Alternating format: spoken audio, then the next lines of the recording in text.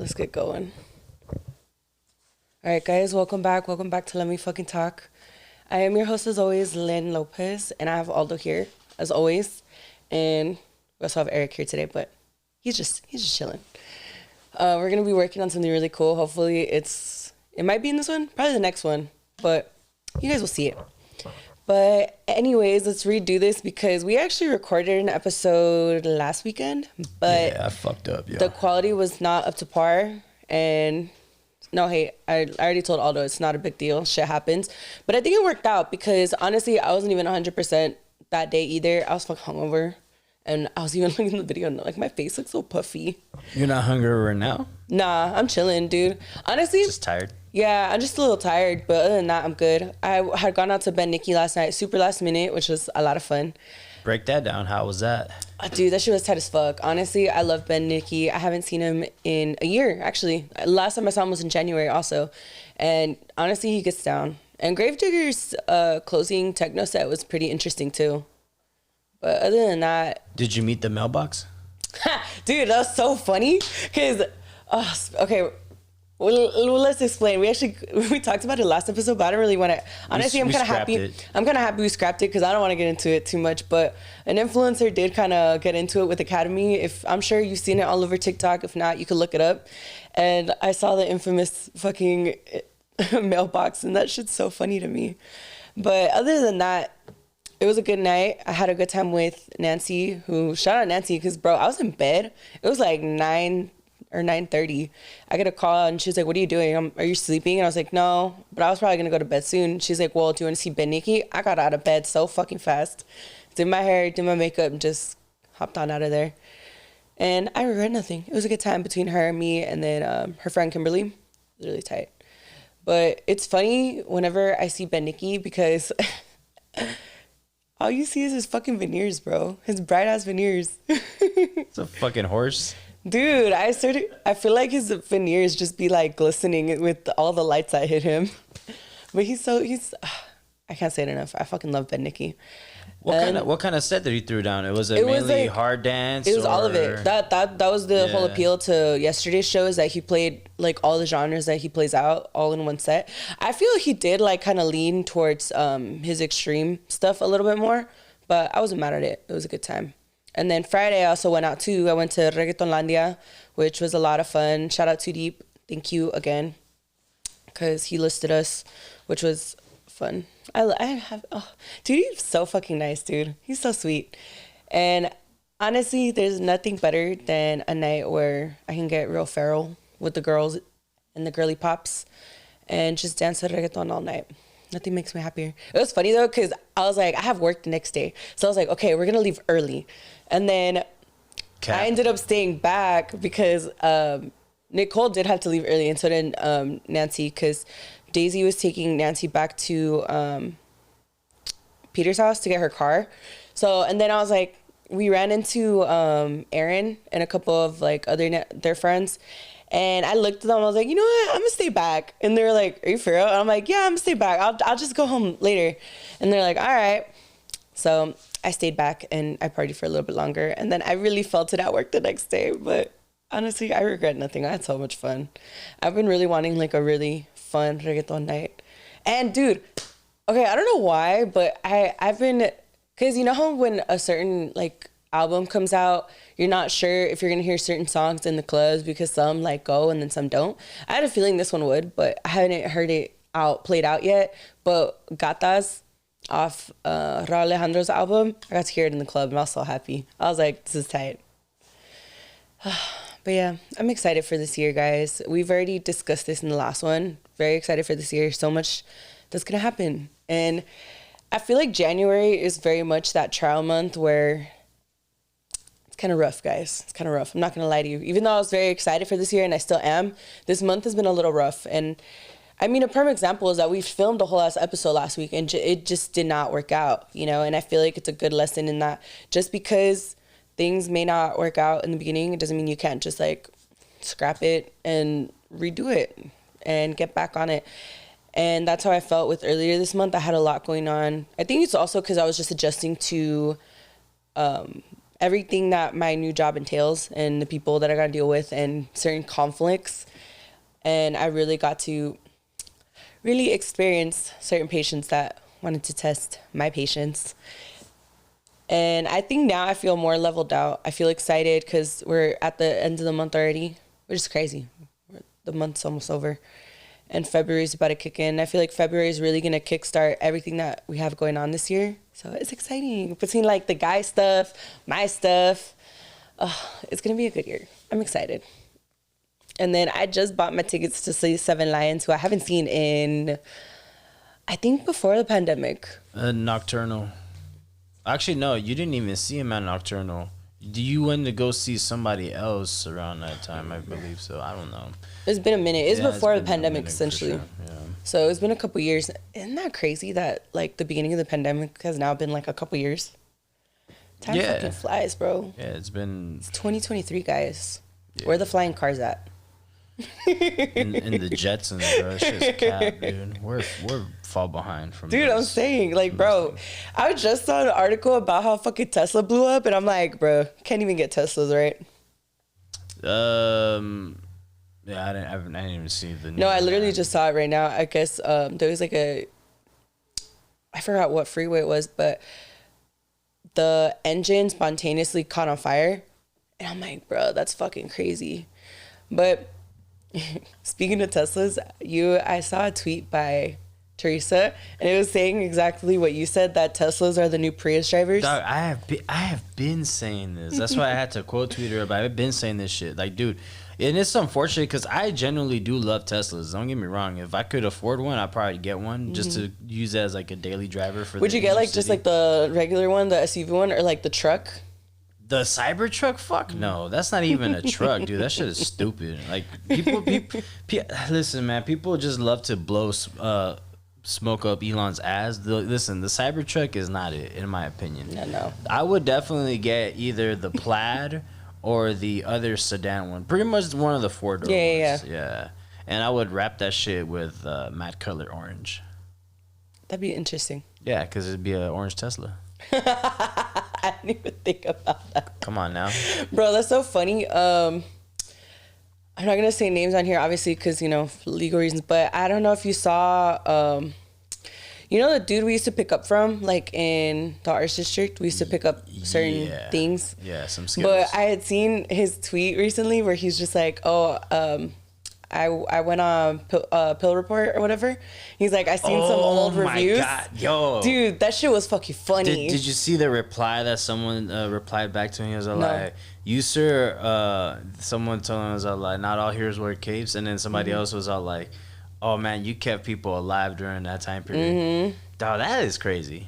Yeah, Pill Reports was the shit. Yeah, now you can't even rely on this shit, dude. I know. Ain't that crazy? You cannot rely on Pill Reports, dude, because the shit's being cut with left and right. Like, at least back then, the pills were just cut with, like, speed and shit, so. Yeah, so now, I'm cool. I'm chilling. All I've been doing is just drinking, smoking.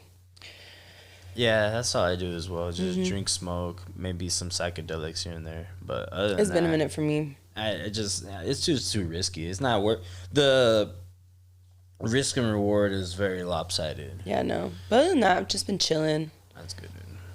Yeah, so far this year, I've just been getting drunk.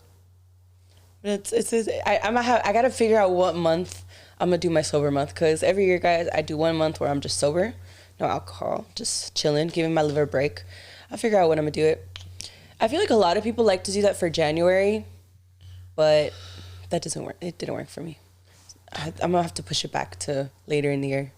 Maybe in the fall. It's funny because Nancy said she's gonna do it for February. I was like, why? Because February is the shortest month of the year. I didn't even think about that. It's fucking hilarious, yo. She says that, but I think she was supposed to start already.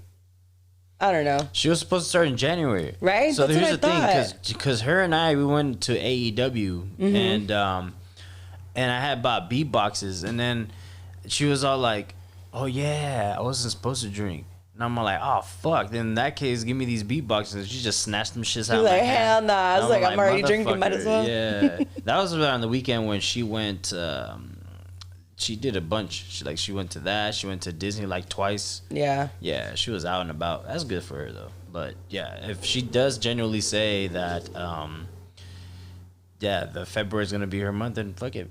At least make it the shortest month. As she should. But yeah, guys, like I said, this year is gonna be a lot of fun. I have a lot of guests lined up, like I've already talked about, but a lot of it's just scheduling issues, guys. If it was up to me, I'd have everybody on like every day. We'd be shooting shit out like every fucking day. But you know, we all got our day jobs still. But you know, manifesting eventually, we can all quit our day jobs. I was really thinking about that I was really thinking about that like 2 weeks ago or a week ago when I was having a rough time at work. I was like, it's okay, girl. One day we're gonna be able to quit all these day jobs and not be able to, and not have to depend on, you know, other people in that aspect.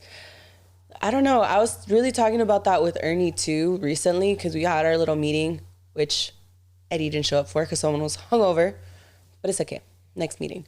But Ernie and I were talking about how, don't get me wrong, like I like my job. I really do. I like the people that I work with. I love that I get to see Teresa every day at work. And I love that I get to see Iris every day at work and Justin. We have our own little squad at work.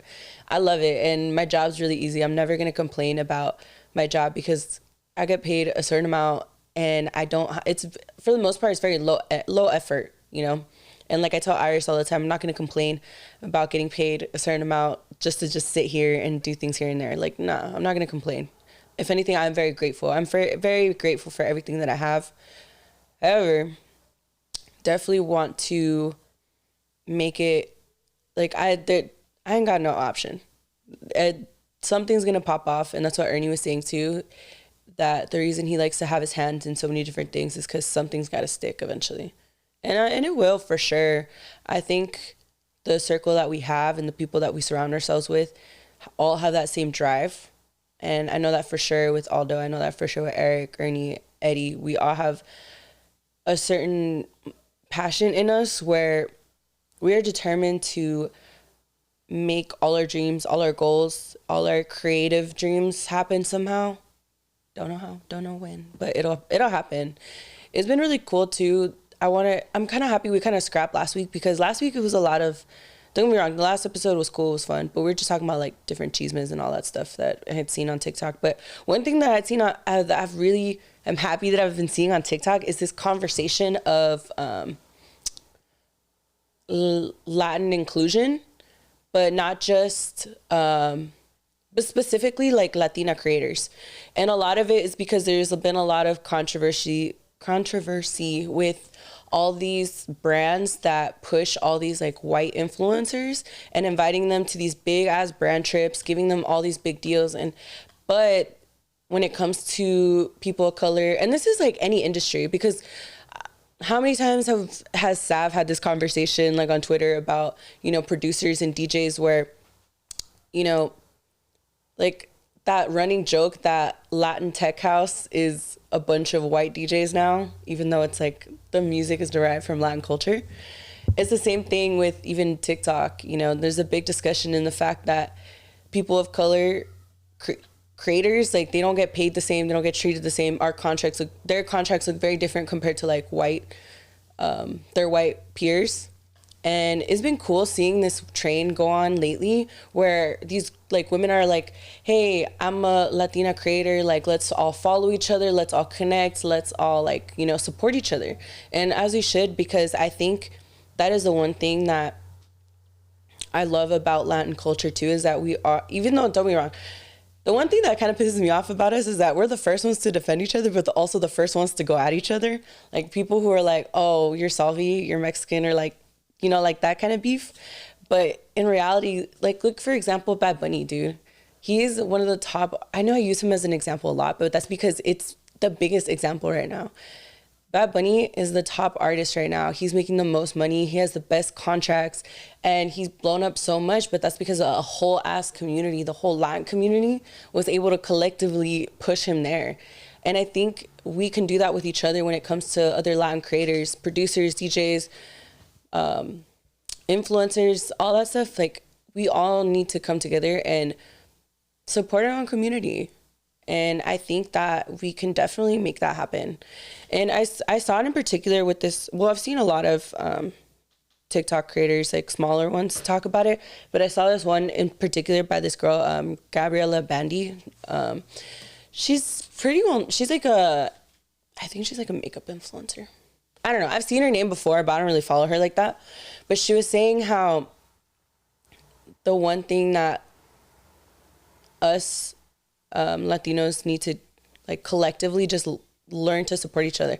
Like there's this audio that's going around where it's like, if I see a brown girly, a Latin girly, a black girly, like doing the fashion thing, on TikTok or some kind of video or some kind of content, and they're a person of color, I'm immediately liking it, commenting it, saving it, so that it can push it further in the algorithm, and it'll further entice these brands like, hey, look at this community. Like, we should be paying them more. And I kind of hope that eventually it does get to a point where, you know, it does level out. But it definitely is a big conversation that is obviously bigger than just me. It's bigger than us. But I hope eventually all these brands can see our worth. I mean, it's so evident. Like I said, Bad Bunny's like the biggest example of it. And it's kind of funny how I've been seeing that lately because, I mean, I'm not going to talk about it too much on here because it's something that's like, I'm still working on. I'm still trying to figure out, but I am trying to build something as well. I've discussed it with Eric and Eddie where I want like our circle to be a little bit more tight knit. Like, don't get me wrong, we're all very supportive of each other. We're all there for each other, but I kind of do want to form some kind of collective when just us, so that we're always like holding each other accountable with everything we want to do, whether it's like our goals, our dreams, all our projects.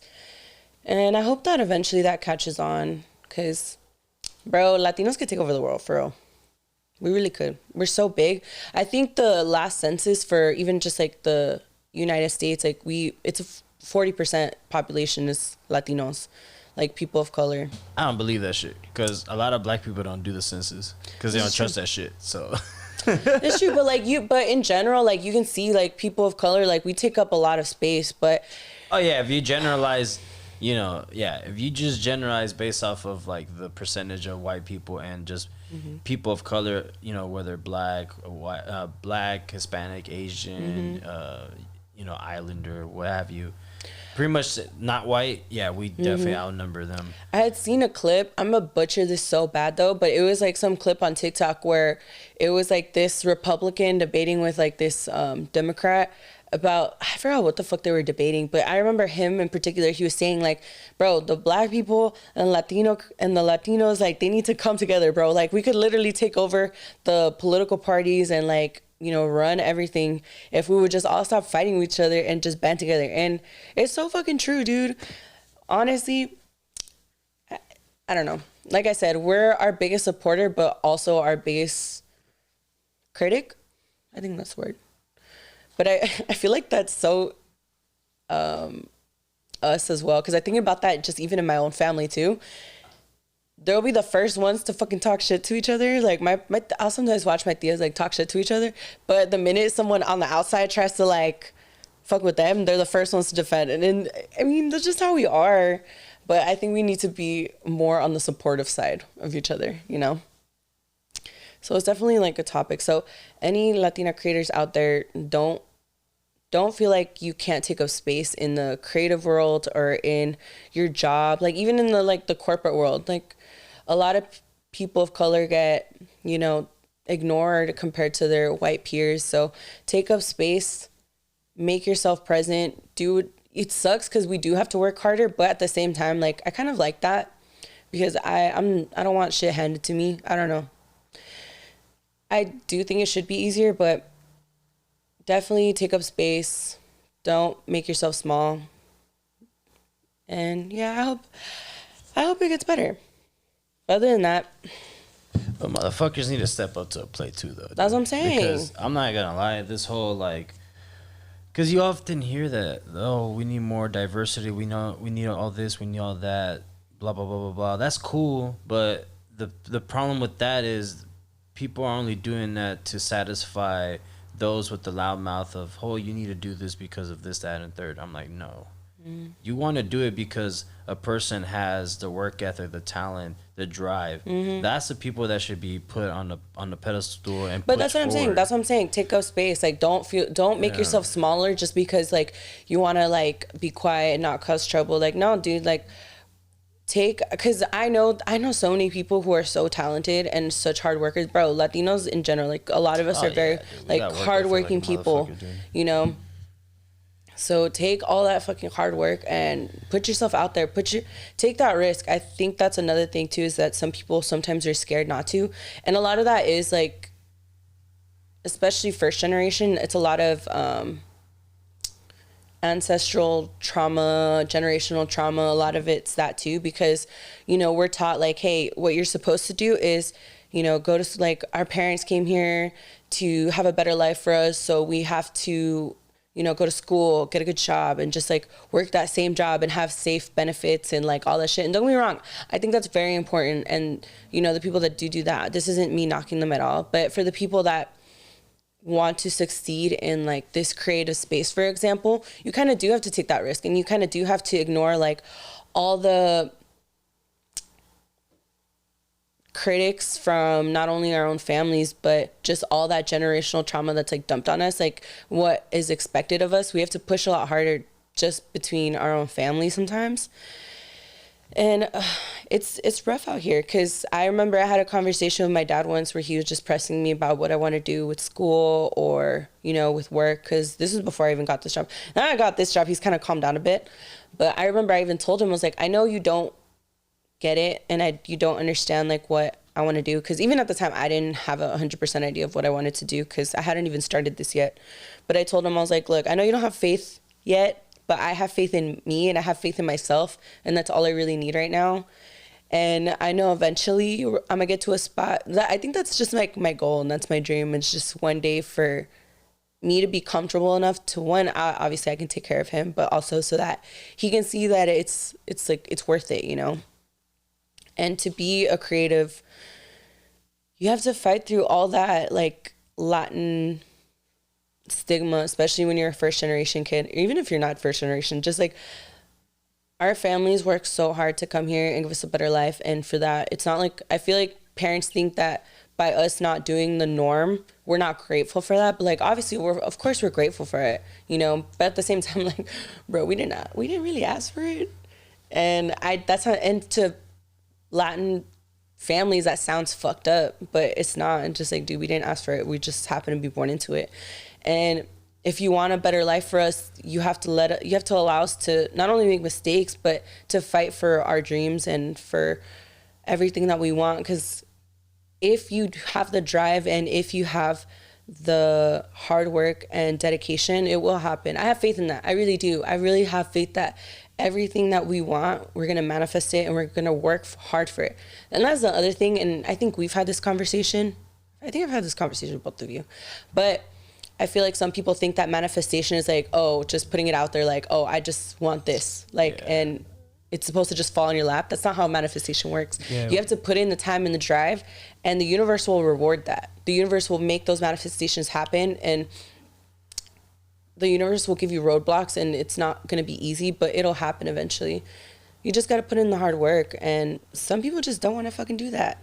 There's a ton of people that don't want to fucking do that, dude. Mm-hmm. A ton of people, dude. Like, and I think I feel like that's why maybe like our parents are kind of hard of us on that way. Well, first of all, you got to distinguish the fact that it's a generational disconnect. Of course. You got, you know, we come from parents that came over here, and then we're the first generation, and they just want us to succeed because that's why they came over here. They want to succeed, so they want to see us succeed. But the problem is they want us to succeed, but by their standards, by their standards. And the truth is, by their standards, it's not gonna cut it. Mm-hmm. It's not gonna cut it. We have to carve our own way through it. And like you were just saying, it's just a matter of them having faith. As long as the faith is there, which for you, Lynn, it seems like your dad will eventually get there.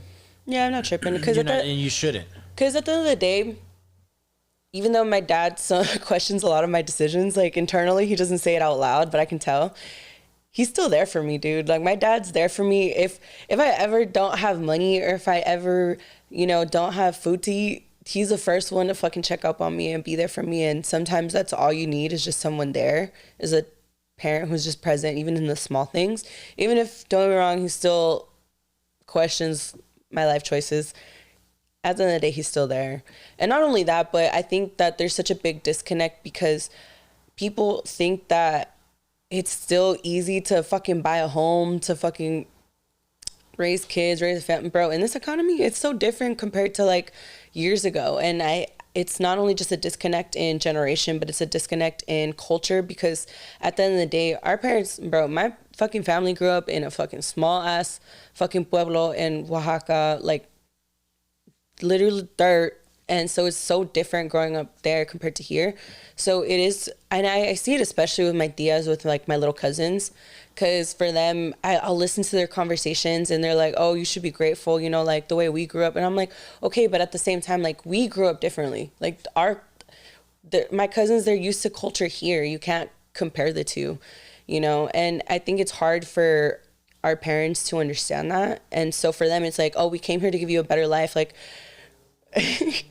I've seen those TikToks where people are like, there was this one where this parent was trying to help the kid with the homework, where it's like, don't you understand what 10 plus 10 is? And then he was, what number was it? It was some random easy ass like addition, but this kid kept giving the wrong answer, and the parent was getting super frustrated.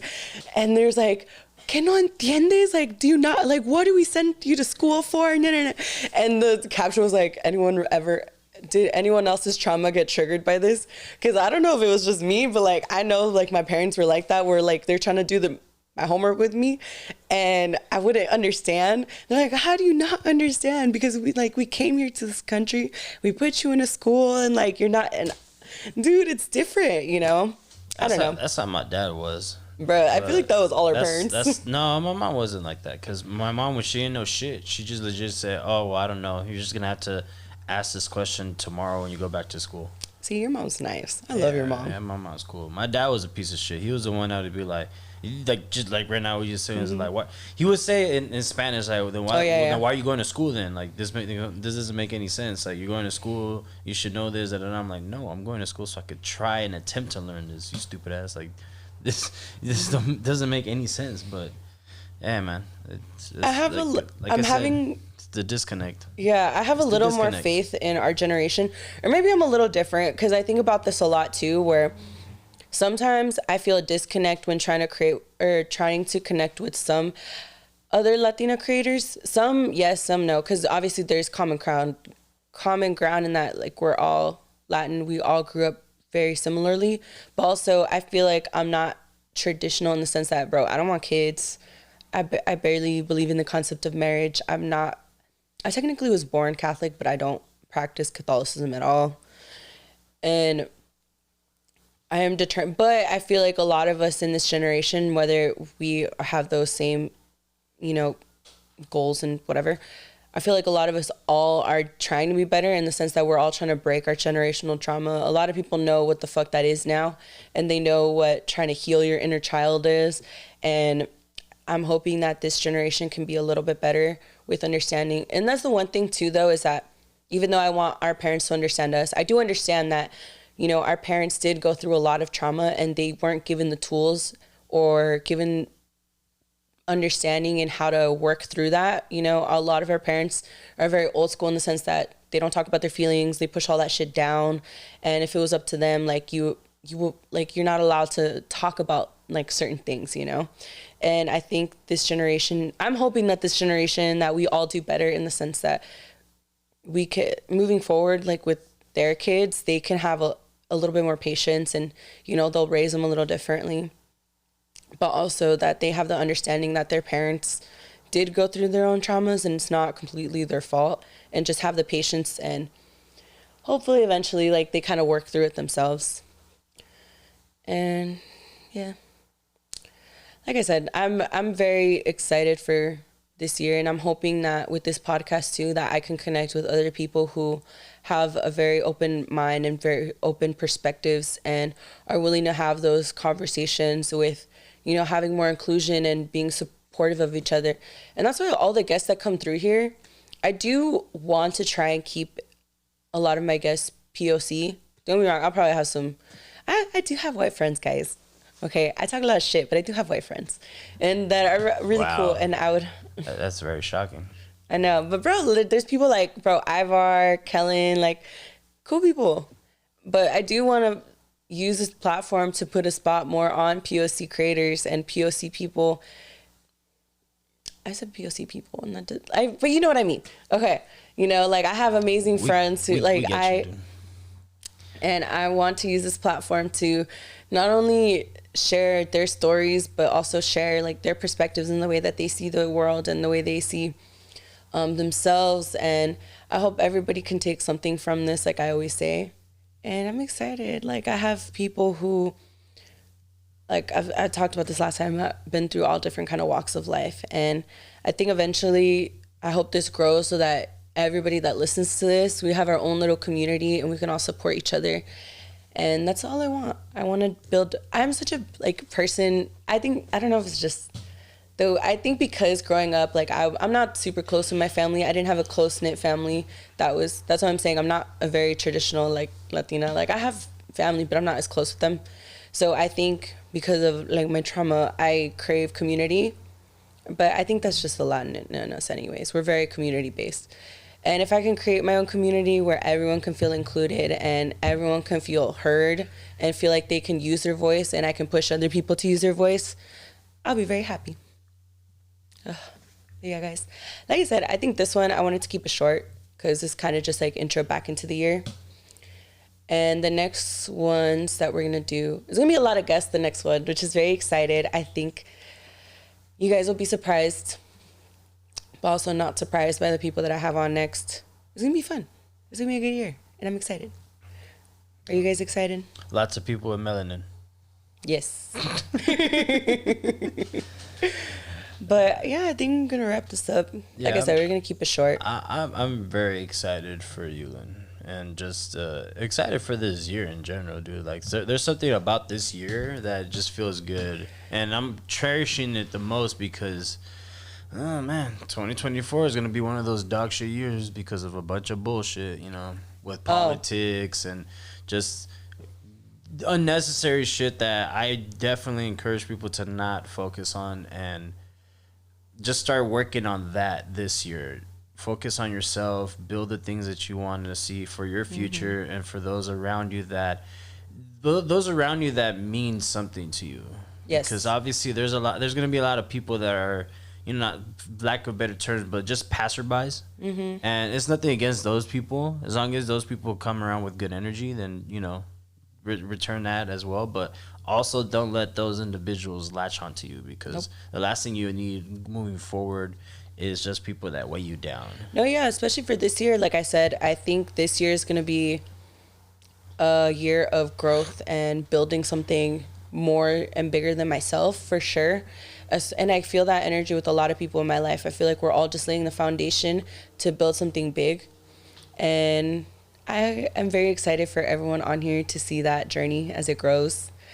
And this year, for sure, I've made it a priority to really nurture a lot of my relationships that I want to, for sure, build with and connect with and grow with, especially my female relationships. I've been doing really good about that, you know, checking in, I'm trying, you know, and that's something that for sure is going to be a priority for this year.